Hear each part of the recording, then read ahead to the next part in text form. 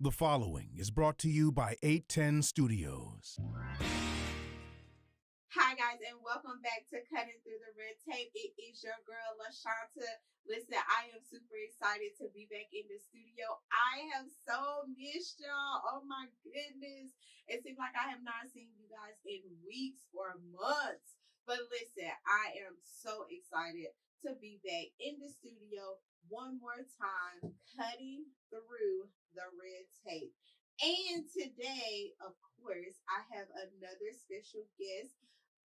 I'm going to say Mr. Evangelist Kevin Chestnutt, however you want to address him. Some of you call him Kevin, and I'm sure some of you call him Kev. But today he is here with us in the studio on Cutting Through the Red Tape. How you doing, sir? I'm excellent. Excited to be here today. It's an honor and a privilege to be on Cutting Through the Red Tape. Oh my goodness. Well, I thank you so very much for saying yes and for joining me today for this awesome show. It has been an eventful weekend for the both of us. And so I'm just glad that I was able to snatch another few minutes of his time on today to sit and have a conversation with us. So, Mr. Kevin, all the way from, where you from? I am originally from Suttontown, North Carolina, right up the road. It's my hometown. Hardly home, but I'm always repping. I live in Burlington, North Carolina now. I'm a transplant. I left here in 2007, went to school at North Carolina A&T, the illustrious North Carolina Agricultural and Technical State University, and pursued my degree in agricultural education. And now I live up there. I'm the father of a beautiful 12-year-old daughter, Miss Julia Nicole. It's my world. And I'm a career firefighter now. And I'm actually, in November, I'll be a year. I got promoted to captain. So I'm doing that in ministry.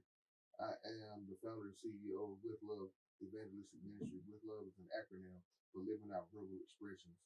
And that's just what I do.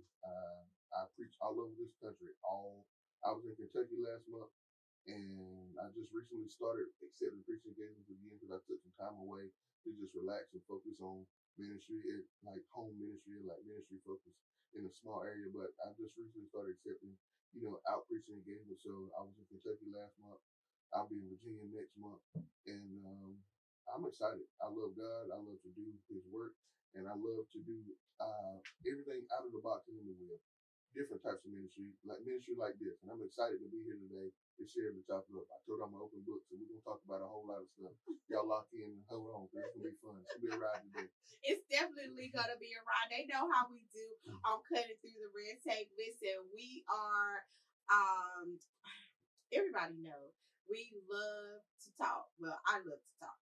And I love to introduce new people to the world. So these people that you see on my show, I am introducing them. Well, we're introducing each other to the world.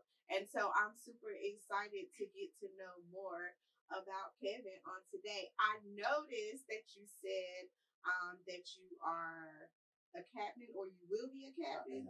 You are a captain. Okay, so tell us a little bit more about the firefighter world, because I have zero clues as to what you guys, do, and how you elevate within this industry, and how you became to be a firefighter. Is this something that you've always wanted to do?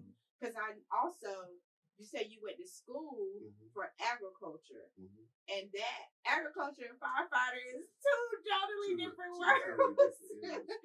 So, put the application in, and back then you had to pay for your applications, because you had to pay for your background check, your fingerprints, all that stuff. That stuff was about $80. Yeah. You know what I'm saying? Yeah. So, you had to pay for all of that stuff. So I went through the whole motion. I put in the application. I did all of that stuff. And I went and did the agility test like normal. And then after the agility test, I was like, we scheduled an interview with you. Okay, so I scheduled the interview, whatever. Going through the motions, because I played this game before. Yeah. You know what I'm saying? So I went to the interview, and then that afternoon, I'll never forget, I was at the fire station that I was volunteering at up there and working part-time at up there, and got a phone call. And a matter of fact, I was about to take a nap. I said, I got a phone call that was like,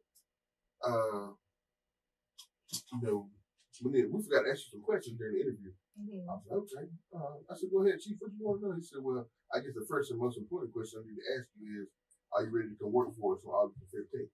Oh, wow. And in that moment, I was in tears. Like had a rush of emotions because I finally had succeeded. I finally had reached the goal. I had finally reached the goal that I had set out to accomplish. Yeah. And and this was August 15th, 2011. I finally got hired as a full-time firefighter, and it was bananas to me.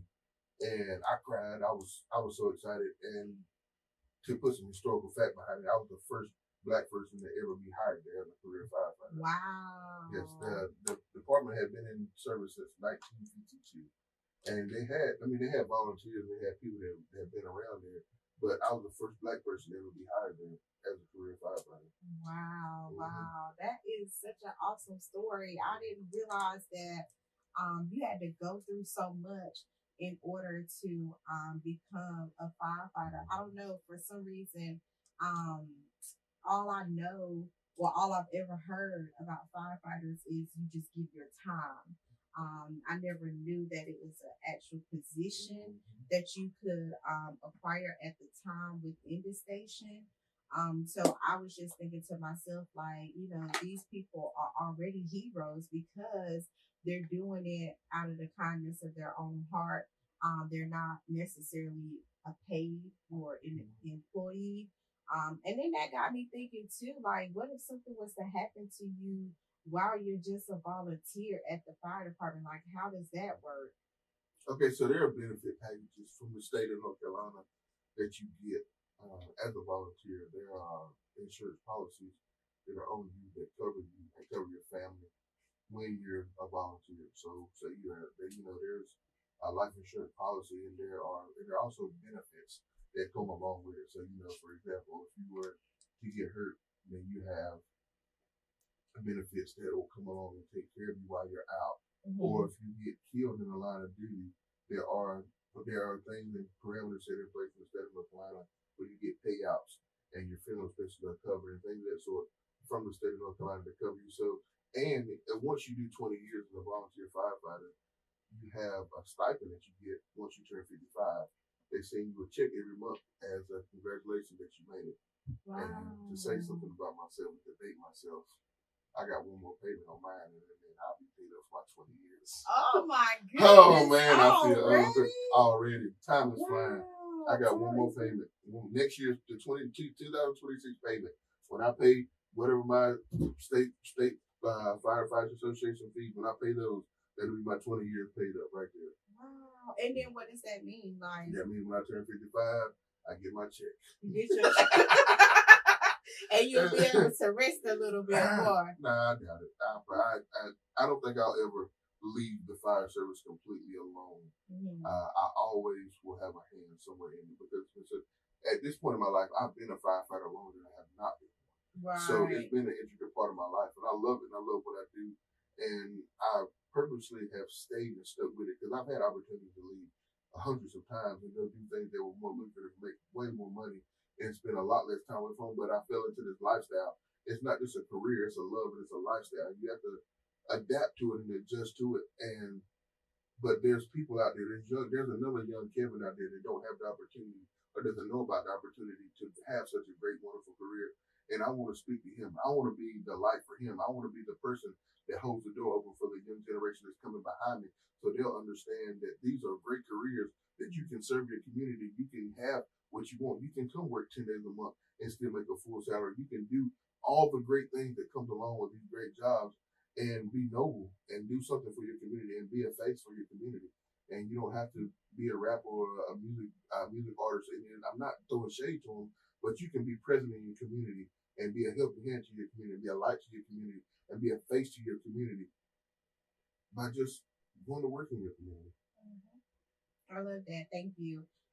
So I think I really hope that someone grabbed that because what he is telling you is that there is a future in working not only at a fire station, but in your community as well. Because I'm pretty sure in your community you are well known, well respected. You know, a lot of people know who you are, and if they are in any type of trouble, they know that you will be willing to assist them in any type of way.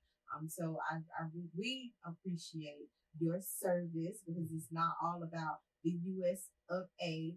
Army or the Navy SEALs, because you guys work just as hard, if not harder, going into those burning places, and it's not even always about fires. You guys do a whole bunch of other things as as far as like helping someone.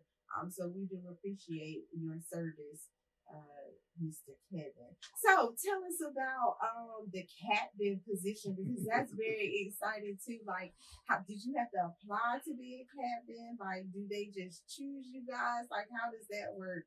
When you, I'm pretty sure it's levels to what do you start out with? You start off take us through. You start off as a probationary firefighter, and then after probationary firefighter, you become a firefighter, and after firefighter, you become a master firefighter, and after master firefighter, you become a driver, and after driver, you become a lieutenant, and after lieutenant, you become a captain, which is a boss. You know what I'm saying? So wait! Don't try to slide over there. You said which is a what? A truck boss. You know, so a boss is what I heard. Okay, I don't know about that truck thing, but I heard boss. Okay. So you pretty much run your shift. You run the shift on the day. Like, so you handle all the day-to-day operations of your shift and things like that.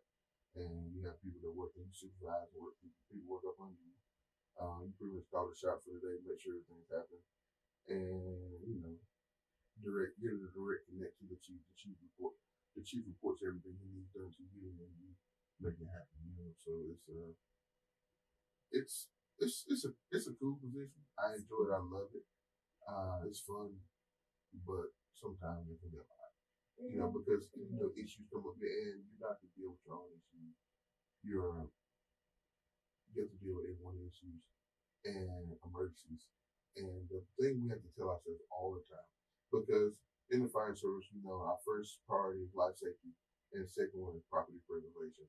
And so in our minds, it's not an emergency, but to the people it is, it's an emergency. So, for instance, we go on this EMS call at like 3:30 in the morning, and they say, "Well, I've been feeling bad since 2:00 this afternoon."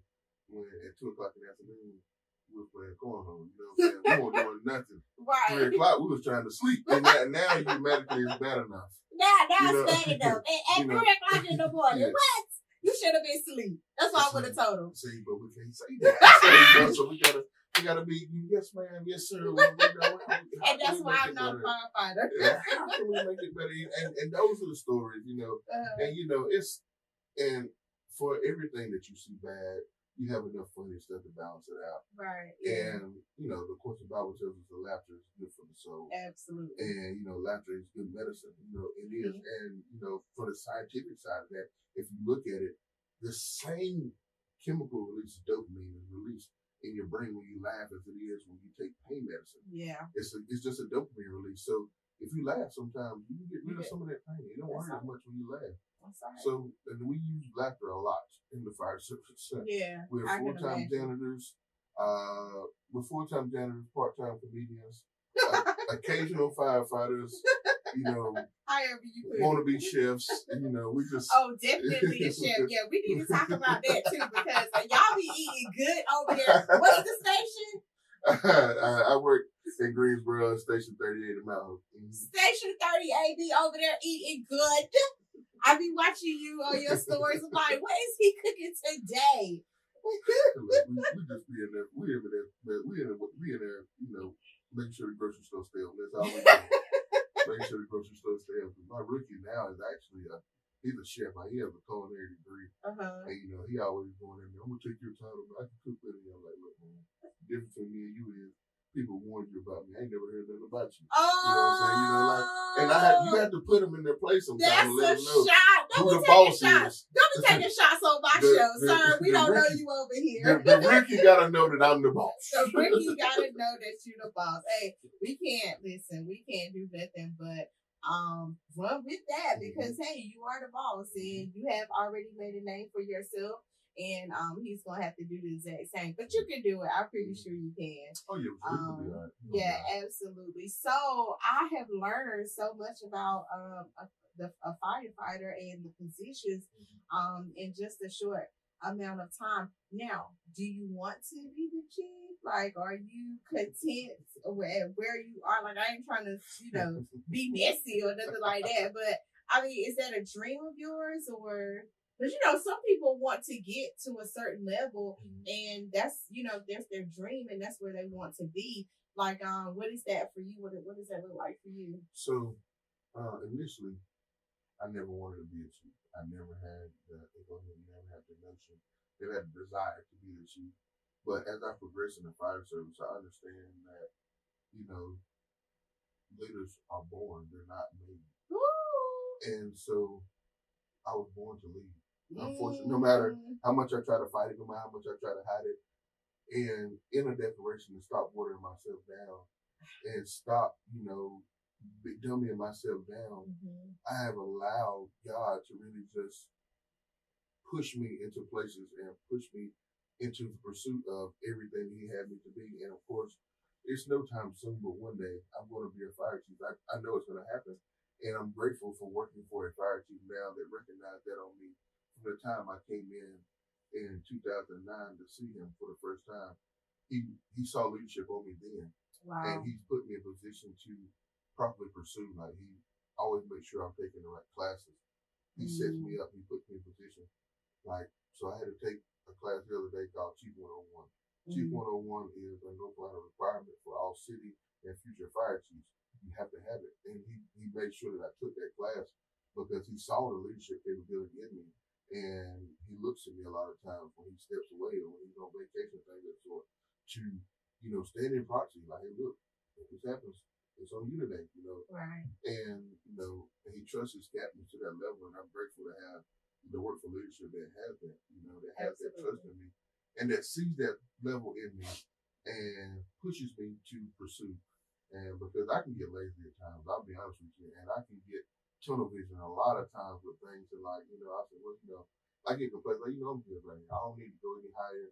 But me not going higher is going to block up the door for someone else because there's a young captain coming behind me. And if I sit in that road and I sit in that space, he can't step in where he needs to be. Wow. You know what I'm saying? So there's a lot of people that need to elevate. And, and a lot of people, oftentimes they look at their elevation as someone has to be removed. But if you pray for the people above you to go up, that makes room for you to go up too. Can we since we can't do a rewind, can we get a repeat of what you just said? So in order for elevation to occur, you don't need to pray for anyone's downfall. Pray for their elevation. That's right. Because that automatically makes room for you to go up too. Makes room for you to go up Pray and prepare. Prepare to move up. And then as God elevates them, you're next. Then your elevation will come with you.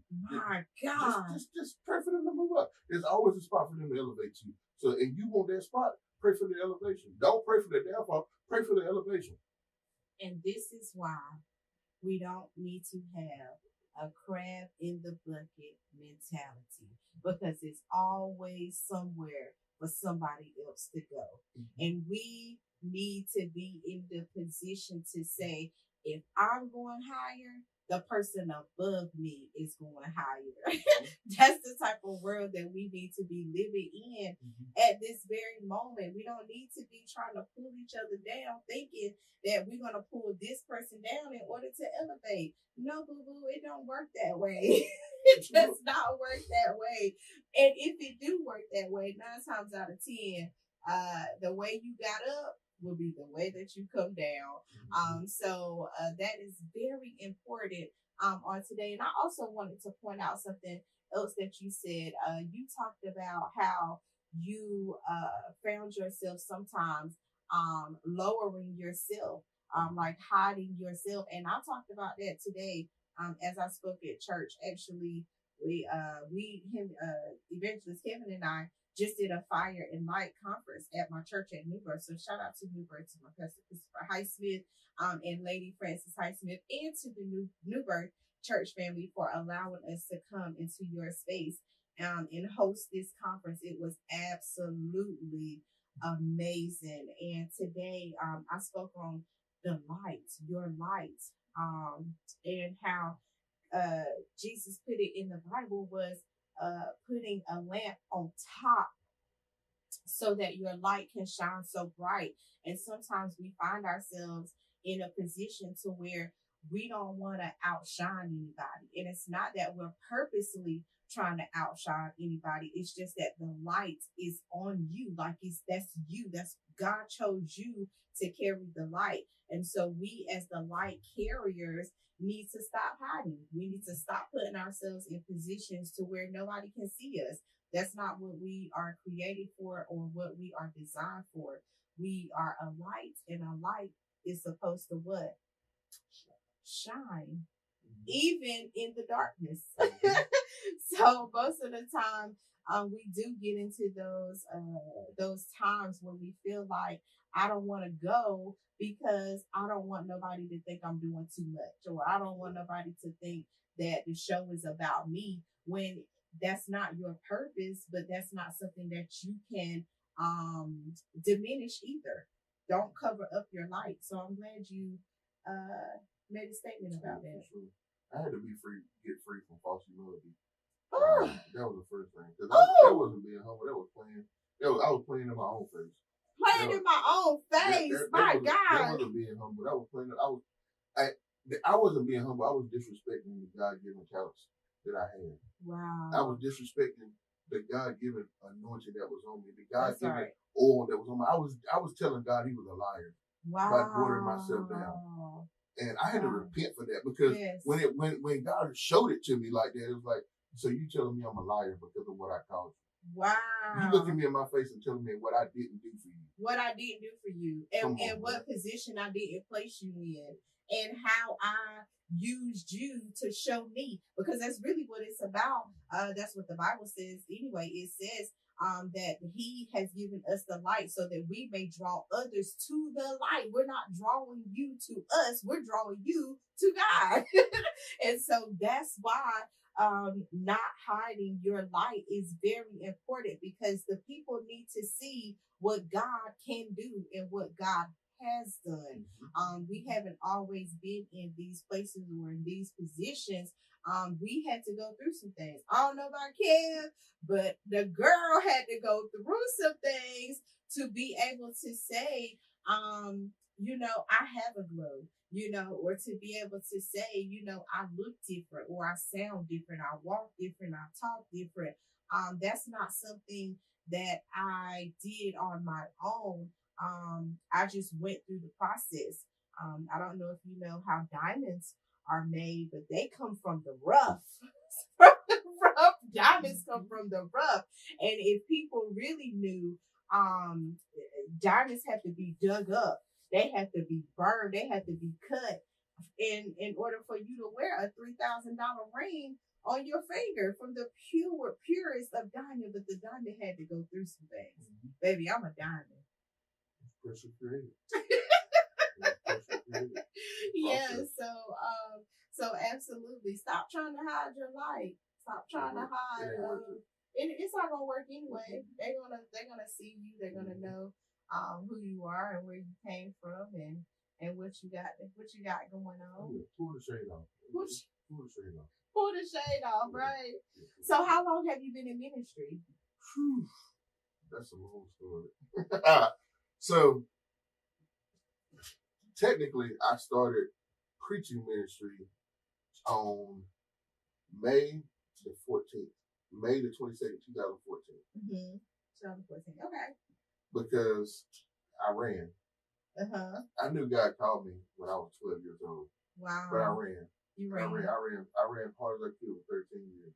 Wow. I did everything under the sun. Thought I could do it. And then finally God broke me to make me. I broke my leg in a car accident in on December 1st, 2013. God broke me to save me. And I got in a car accident on December 1st, 2013. I laid there in that bed. I said, look, God, I know what this is about. I'm going to do what you said do. And the car accident saved my life. But if he had a broken leg, I'd have died because I would have stepped out of the car on a live power line. There was a live power line right there beside the car, and I would have stepped out on it and killed me. So he literally broke me to save me. And to complete the testimony, so I completely shattered my right leg, had a complete 10-fifth shatter. My right leg from probably about 5 inches below my knee to my ankle and all that stuff is fake. It's internal. They built me a fake leg on the inside. It was experimental surgery, first of its kind. They had never done it before, so like I got a plater rod and 9 screws and a whole bunch of kilometers in metal to make up my ankle too. And long I story would have short, never known that though. Yeah, just by looking at you, see, I would have good. never known He that. good. He good. He real good. Like you don't walk with a limp or nothing. He real good. Like I mean, still squat, leg press, all that. So he good. You work out and everything. He real good. Like my God. Okay. So they told me it will be 10 months before I could walk again, and it will be 18 months to 2 years before I could ride a fire truck again. So to shorten this testimony, on December the 1st, 2013, I broke my leg. I was in surgery for 6 hours. They built me a leg. They put all the pieces together. I had 76 stitches, 200, it was like 500 pieces of like bone fragment that they put together in my leg, all this stuff. Wow. And I played a rod, 9 screws, and stuff. So December the 1st is when I got in the accident. To shorten the testimony, on April the 17th, 2014, 5 months, I was already back at work. Be quiet. I was already back. When I tell people I'm a walking miracle, I'm literally a walking miracle. But the problem is a lot of people don't want to be a mess to become a miracle. Because once a mess matures, a mess ages a message. It becomes a message. So once a mess matures, I had to become a mess so I could become a miracle because there was a message in me being broken. So in 5 months, I was already back to work. On the fire truck and everything. On the fire truck and everything. And they said 2 years. They said 2 years, and God did it in 5 months. Healed me, like not just where I was walking again. I was back at work in 5 months. Wow. So do you mind talking about that for a few minutes? Like, so tell us about that process. Like, I'm pretty sure you went to physical therapy, a lot of doctor's appointments. Like, how was that for you? Like the emotional aspect, the physical aspect. Like, let's get into that a little bit. So in my former life, I was bodybuilder. You know, actually, my son was like, "Mom, is he a bodybuilder?" I was like, "I be seeing him work out a little bit, so I don't really know if he's a bodybuilder, but I think so." I was into bodybuilding, heavily into bodybuilding, and I was actually about to prep for my first show when my daughter came along, and then so I bounced back from that, and then that's when I got in the car accident. And legs is one of my favorite things to train. Like there's videos of me floating around leg pressing 2,000 pounds with people sitting on the sled, the camera, and all kinds of crazy videos. So like I was strong. I had strong legs. You know what I'm saying? I could squat the world. I could deadlift. I continent. You know what I'm saying? I was strong. And the problem was like I felt like I had been betrayed. Like a brake pedal took me out the game. Like come on, man. Like strong as my legs, a brake pedal of all things took me out. And like the mental thing, like I was like, come on, bro, a brake pedal took me out of the game. As strong as my legs were, as much stuff as I've done, and I had pretty legs. You know what I'm saying? Like I had beautiful calves. I had beautiful 30-inch calves. You know what I'm saying? So I had been doing all this training, and then a brake pedal. Brake pedal took me out of the game. So of course, I go to the hospital, get my calves put on, and I go put my hard cast on. They do X-ray. The doctor was like, wow. I'm pretty sure he was high, but he was like, because he was standing at the screen, his eyes was glassed over like he'd been smoking. I ain't been in church my whole life. I know what he was like this. He was smoking. He was high. Doctor was high. He was like, bro, look, man. He said, I don't know how to say this, but you already got bone growing back. This is 3 weeks after surgery. Wow. It was like, and then so I go back the next 3 weeks. He was like, dude, the bone is completely bended. Oh my goodness. Like 6 weeks, the bone is completely. He said, look, the bone is bended, but it's weak, so I'm gonna put you another calf. I wanted to fight because I was mad because I was like, bro, put me in the boot, let me straighten myself. He was like, nah, I gotta put you in another calf. I was like, look, man, I need to go get a pedicure because my feet look crazy because I had. That's what you're worried about. So you know what I'm saying. So, but then after we finished the argument, he put the cast on anyway. So I had to go another 3 weeks in the cast, and after that 3 weeks in the cast, it was like, all right, look, I can't keep you in the cast any longer because if I keep you in the cast any longer, it'll mess you up. That's a message for somebody to stop sitting in the mode. Stop sitting in the phone, because if you sit in that mode too long, it's gonna weaken the muscles and it's gonna mess you up. Get out that cast. Get out the cast. Get out the cast. And then so he put me in a walking boot. And I stayed in a walking boot for 4 weeks. And that's what I went to physical therapy and walking boot at the same time. So I had to learn how to walk again and all that stuff. And as I was learning how to walk again and all that stuff, I was like, look, man. And so I told the people at the physical therapy, I was like, look, man, I'm good. I'm strong. I'm healed. Like, I need to go back to work. I'm sick of this. People were like, no, you have to stay here until you feel like you release. I said, I'll tell you what.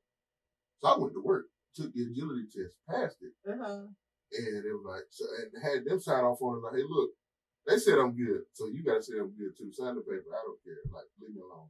I'm not going to keep paying you $40 every 3 days when I could be making, $40 in a day. You know what I'm saying? Like, it was a money record at that point. Because I knew that my strength was already back, and I was already in 2 shoes, and I was already doing all this stuff, and I was already lifting, and I was moving, but it was weak, but I had only time to build it up. Right. And I was not about to spend.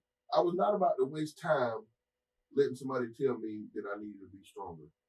I went and did what made me stronger. Whoa! I was not about to waste time. Oh my gosh.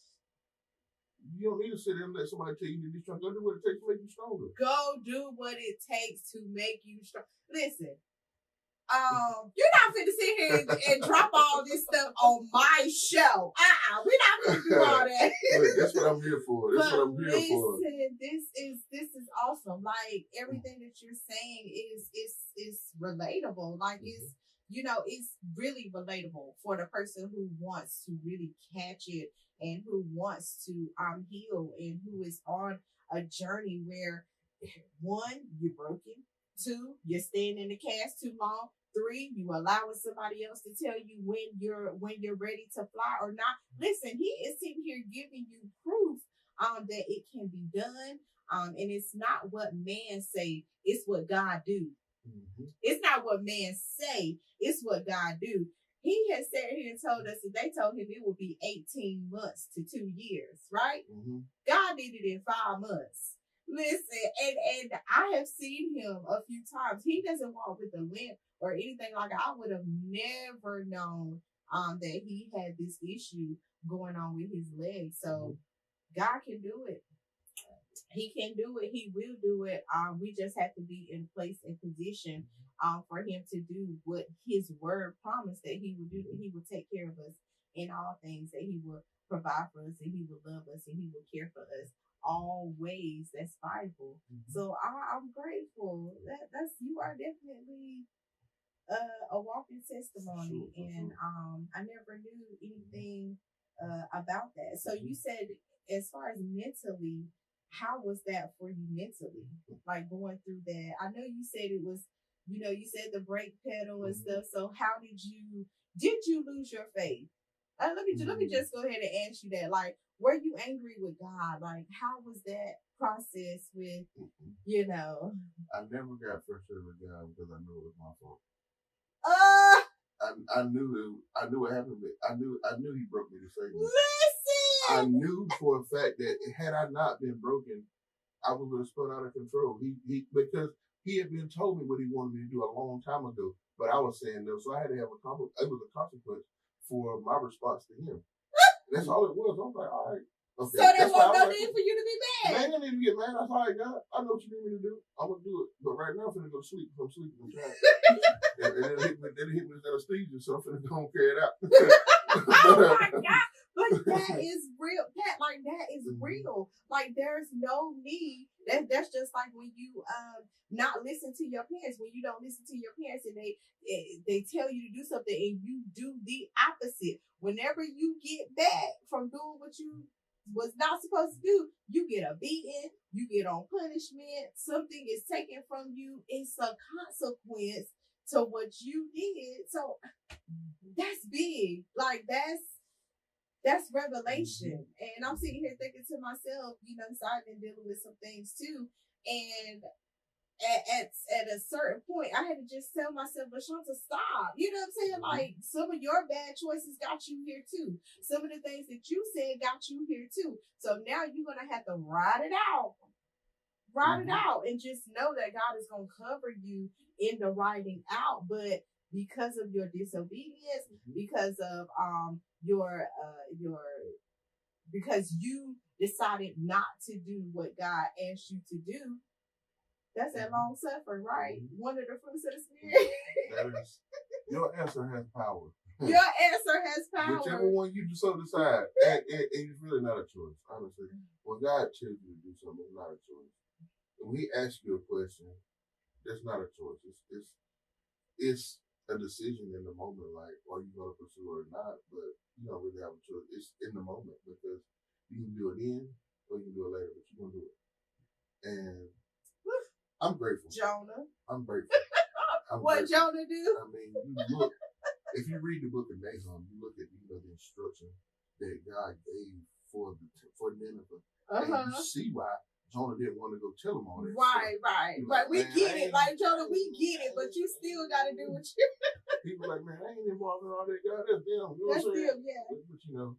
But Jonah was on this ship, and that's another miracle about people don't talk about it in the Bible. That's another thing. So Jonah was on this ship. He traveled the wrong direction for months, and God brought him back to where he needed to be in 3 days. But the way he had to go back was not pleasant. See, but you gonna go back. You can go the wrong direction for months, but you going back. And it's gonna take you a short amount of time. Remember that. So don't do what God told you. Go do it. Whoever need to hear that, yes. Let your answer be yes. Let your answer be yes. yes. Or else you're gonna be like me. You have to go get fresh every time you go to the airport with shorts on. And I don't like that. They be trying to rub on me when I go in there with shorts on. You don't get that pass. You don't get to go with that little They don't have the cars no more. So even if I show them a picture of my leg, everybody look, man, I got a fake leg, man. They be like, okay, yeah, wise guy, whatever. I'm like, look, man, for real. So if I got on pants, I'm fine. But when I fly, I like to fly very lightly, because I like to travel light, because it's just.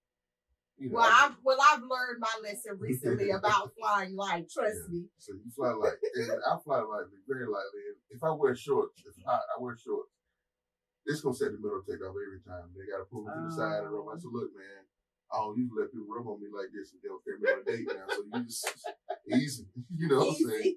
Don't be rubbing on me like this, you know what I'm saying?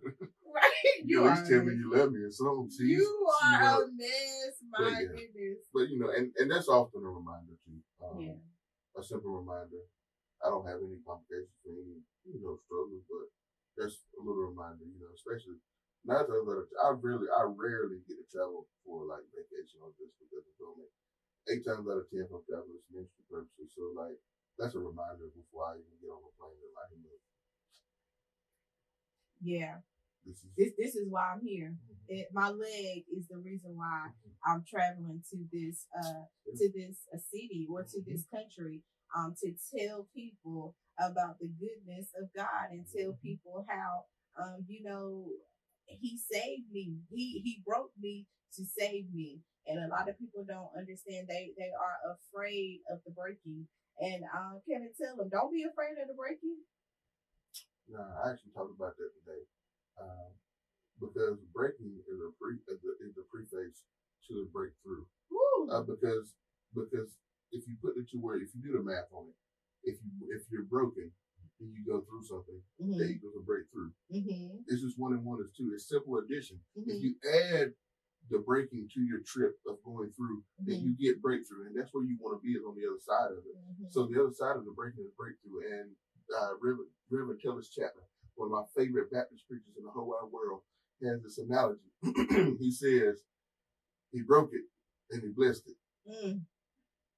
The beauty of it is, in the breaking and in the blessing, he was all in his hands. All in his hands. You stayed in his hands the entire time. At the same time. My goodness. Shout out to Reverend Chestnutt. That's my guy. Man. Yes, at the same time, even if you are broken, he still has you in the palm of his hands. Even when he put you together, you're still in the palm of his hands. So, I've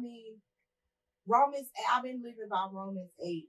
at 28 for a while now. And it tells me, whatever I go through, it tells me that no matter what it is, it's going to work for my good. No matter what it is, whether I'm breaking, whether I'm broken, whether I'm restored, whether I'm renewed, it's all going to work for my good.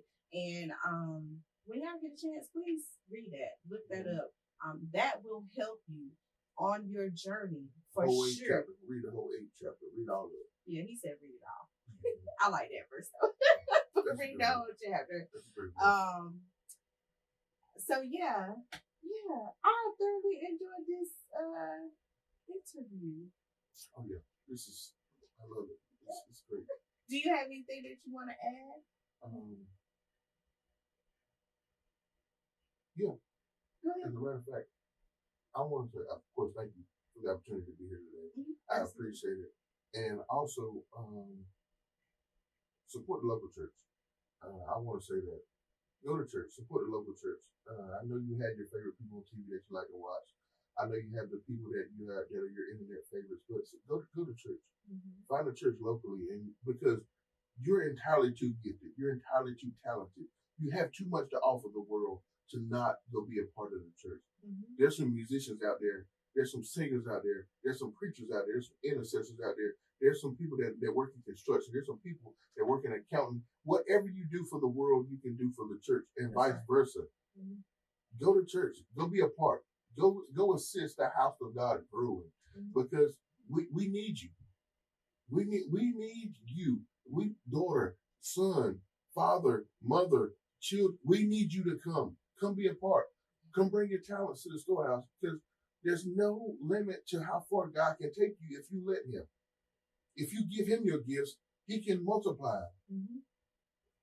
He'll return it to you 100-fold if you just trust him with it.